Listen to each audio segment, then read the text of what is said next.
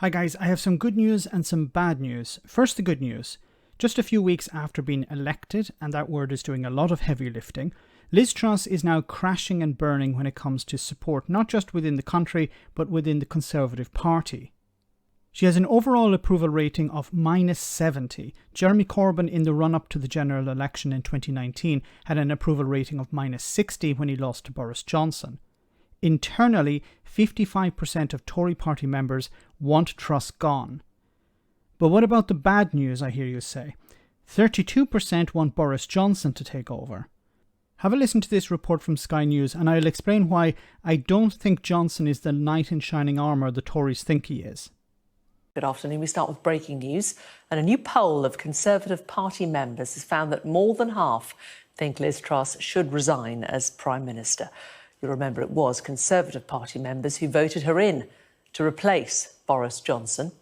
Well, let's get the details from our Deputy Political Editor, Sam Coates. And Sam, this was a survey of more than 500 Conservative Party members. What have they told you? That's right, Jane. What a remarkable turnaround in just a matter of weeks from the people who put Liz Truss in number 10. Now, a majority appear to want them out. That's the conclusion of a YouGov survey taken in the last few days of Tory Party members. Let's look at the headline results. Of the 530 Conservative members polled over the last 2 days, 55% have told YouGov that they believe the Prime Minister should resign now. And when asked who should take over from Liz Truss, Boris Johnson comes top. 32% say that the former Prime Minister should take over the role once more. He, of course, was elected in 2019, the one with a Democratic mandate.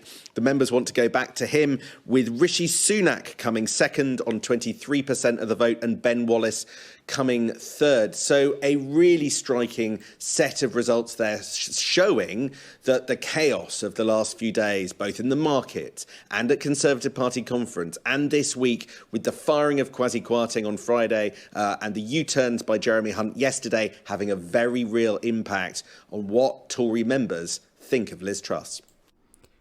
Now, at the beginning of this, I said there is the good news and the bad news, and at the end of that was that Boris Johnson is not, I don't believe Boris Johnson is the knight in shining armour. Now, members of Parliament are probably hoping on Boris Johnson because they see him as somebody who can deliver victories.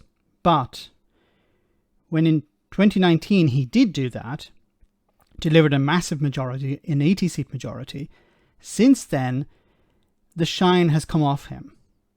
And, you know, we have to look back at why was he removed? The Partygate, the corruption, all of these things culminated in an ousting of Boris Johnson. It was also damaging to the party. Remember, there were a number of by-elections that went to Labour and the Lib Dems. So Boris Johnson is not a vote winner, really, or not as he was. And perhaps that's what some Tories are banking on. Get rid of Liz Truss and put in Boris Johnson. Now, he's popular with members of the party, but he isn't that popular with MPs, because MPs have realised he's not a vote winner. He used to be, but he's not anymore. And replacing Liz Truss with Boris Johnson once again will probably not win them back any real votes, because people have already switched to Labour. They're not floating voters anymore. A lot of people have switched from the Conservatives directly to Labour. And I don't think Boris Johnson is going to bring those people back. They're upset not just with the Conservative Party and its leadership. They're deeply concerned with how the country is going. Deeply concerned with the cost of living crisis and all the aspects related to that, be it mortgages or energy prices.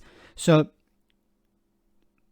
you know, there's no way ordinary people are going to start switching back to the Conservatives because Boris Johnson is in charge again.